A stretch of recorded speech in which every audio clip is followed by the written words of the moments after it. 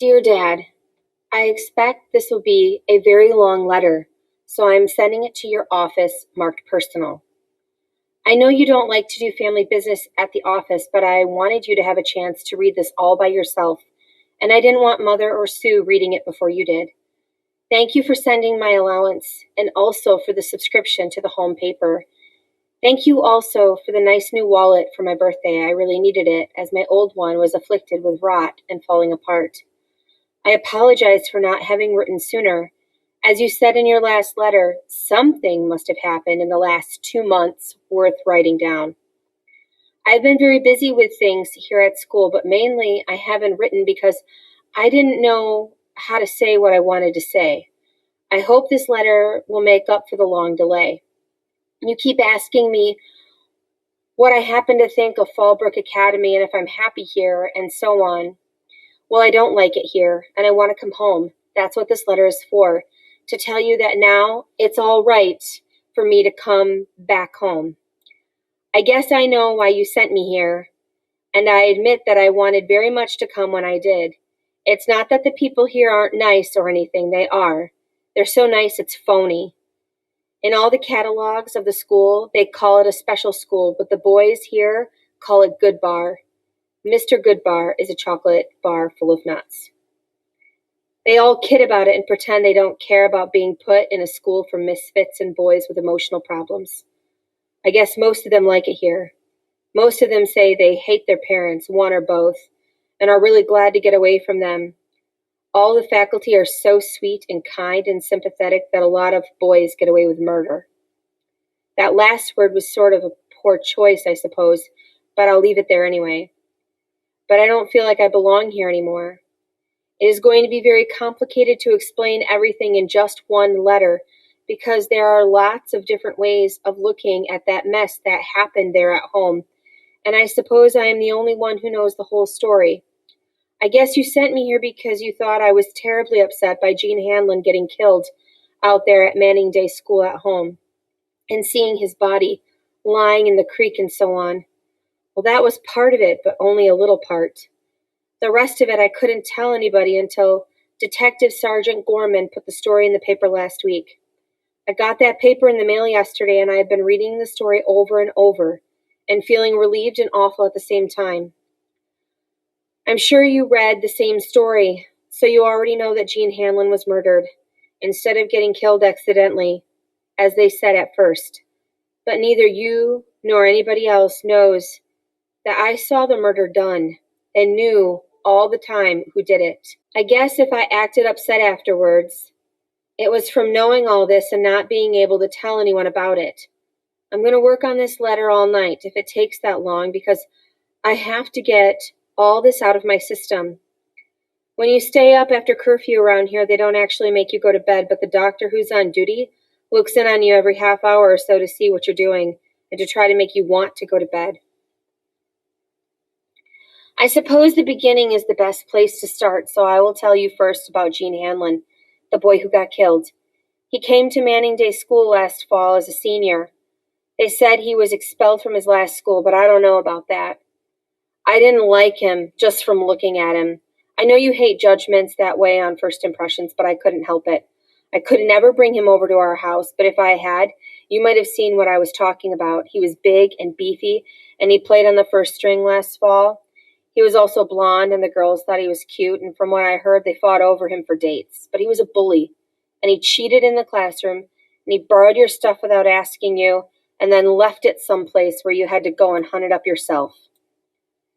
In a school like Manning Day, there are always a number of tight little groups, cliques, I guess you call them, that move around independently and generally stay out of the way of the others.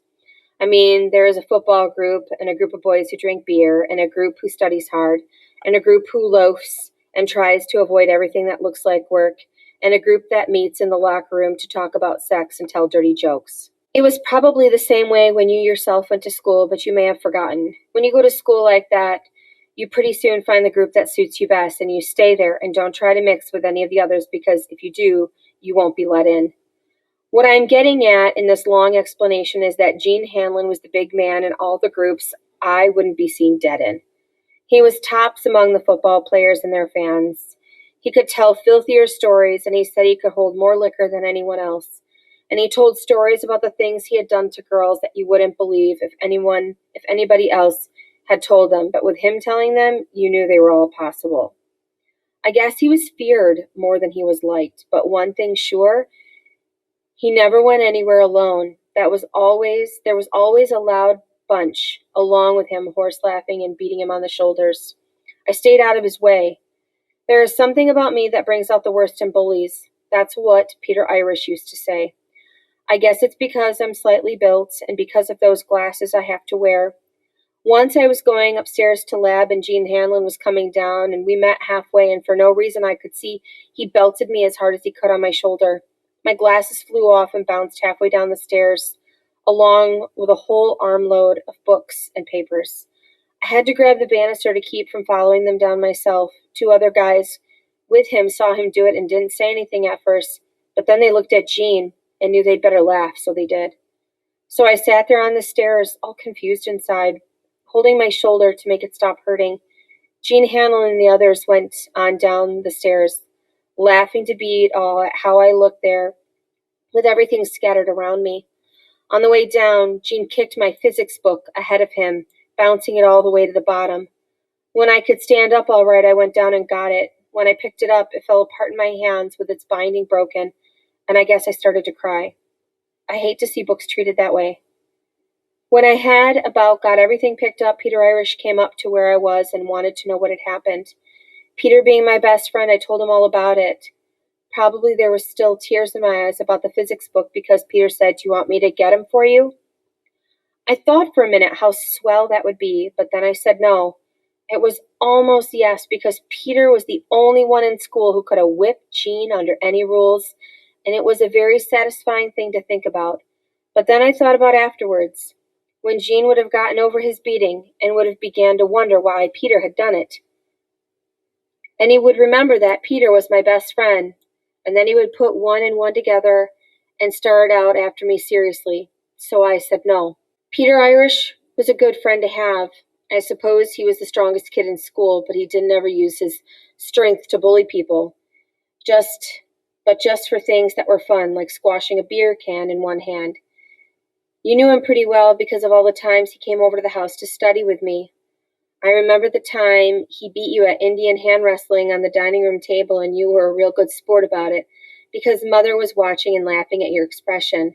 But anyway, you know how strong Peter was, and you can figure out what he would have done to Gene if I'd asked him to. Peter always stayed out of fights unless they were for fun, and if they ever got serious, he'd quit because he didn't want to hurt anybody. But he would have torn Gene Hanlon apart if I'd asked him to. That was something I didn't think you understood. Peter and me, I mean. Why we hung around together. The simplest way to say it is that we swapped talents. I used to write a lot of his themes for him and help him in labs so he'd finish when the rest of us did, and he'd show me judo holds and how to skin a squirrel and such things. You would call it a good working relationship. Now there are just 2 more things you have to know about to see the whole picture. The first one is Peter Irish and Angela Pine. Peter and Angela went together all last year and the year before, and neither of them wanted anybody else. Both their folks made them date other kids because they didn't like to see them going steady, but everybody knew that Angela belonged to Peter and Peter belonged to Angela, and that's all there was to it. He used to talk to me a lot about her and how they were going to get married and run a riding stable together, and he told me that he would never touch her that way until they were married. They used to kiss goodnight, and that was all because Peter said that when the great thing happened, he wanted it to happen just right, and it could never be really right while they were both kids in high school. A lot of the fellows thought that more went on between them than that I know did, but that's because they didn't understand Peter really. He had a simple set of rules he operated under, and they suited him very well. He was good to Angela and good to animals, and all he asked was to be let alone to do things his own way. The other thing you have to know about is the noontime rock fights. From the papers and the inquest and all, you know something about them, but not everything. I guess most of the parents were pretty shocked to learn that little Johnny was in a mob rock fight every day at school, but that's the way it was. The fight started over a year ago, as near as I can recollect, and went on all that time without the faculty ever finding out. The papers made a big scandal out of them and conducted what they called an expose of vicious practices at select Manning Day school. It was comical, actually, the way everybody got all steamed up over the things we knew went on all the time, not only at Manning, but in all the other schools in town. Of course, we all knew the rock fights were wrong, but they were more fun than they seemed wrong, so we kept them up. That time I came home with the mouse under my eye, I didn't get it by falling in the locker room. I just forgot to duck. We had a strict set of rules in the fights so that nobody would really get hurt or anything, and so the little guys could get into them too without fear of getting killed. All 60 of us, the whole school, were divided into two teams, the Union Army and the Confederates, and after lunch in the cafeteria, we'd all get our blue or gray caps and head out into the woods behind the school. The faculty thought we played kick the can and never followed us out to check up on us. Each team had a fort we built out of sapling logs, really just pens about waist high. The forts were about 200 yards apart and visible to each other through the trees and scrub. You weren't allowed to use rocks any bigger than a hazelnut, and before you pegged one at a guy in the opposite army, you had to go with your mouth so the guy would have a chance to find where it was coming from and duck in time. We had scouting parties and assault teams and patrols and all the rest of the military things we could think of. The object was to storm the enemy's fort and take it before recess was up, and we had to quit. These rock fights weren't like the papers said at all. I remember the Morning Star called them pitched battles of unrelenting fury where injuries were frequent. That was silly. If the injuries were frequent, it wouldn't be fun anymore, and nobody would have wanted to keep doing it. You could get hurt, of course, but you could get hurt a lot worse at a football game with a grandstand full of newspaper reporters and faculty and parents all cheering you on. Now, I guess you know everything that was important before the day Gene Hanlon got killed, and I can tell you how it happened so that you'll know why. After our last morning class, Peter Irish and I went down to the washroom in the basement to clean up for lunch. All morning, Peter had acted funny, silent, and sort of tied up inside, and it was worrying me some.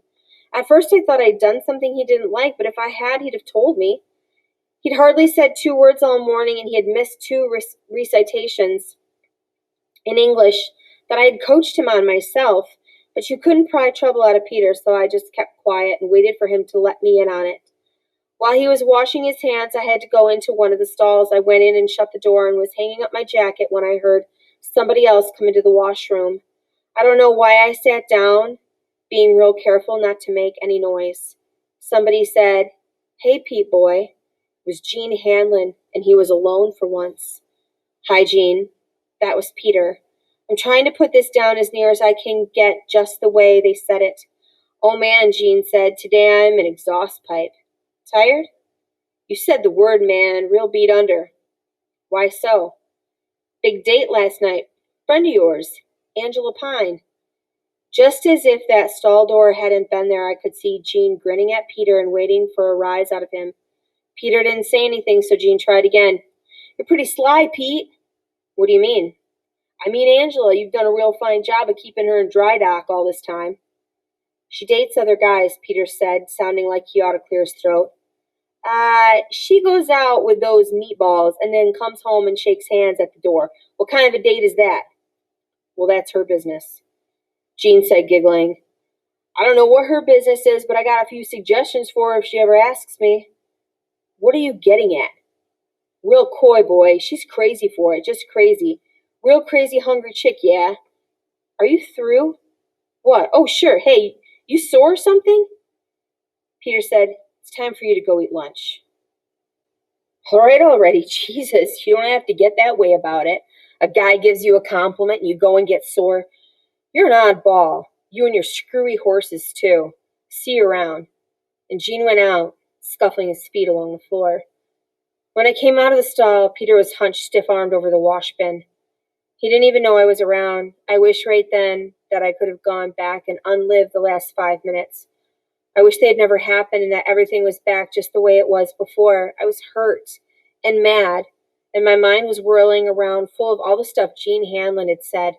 Just to be doing something, I got busy combing my hair, wetting and shaking the comb and all, trying to find a way to say what I was feeling.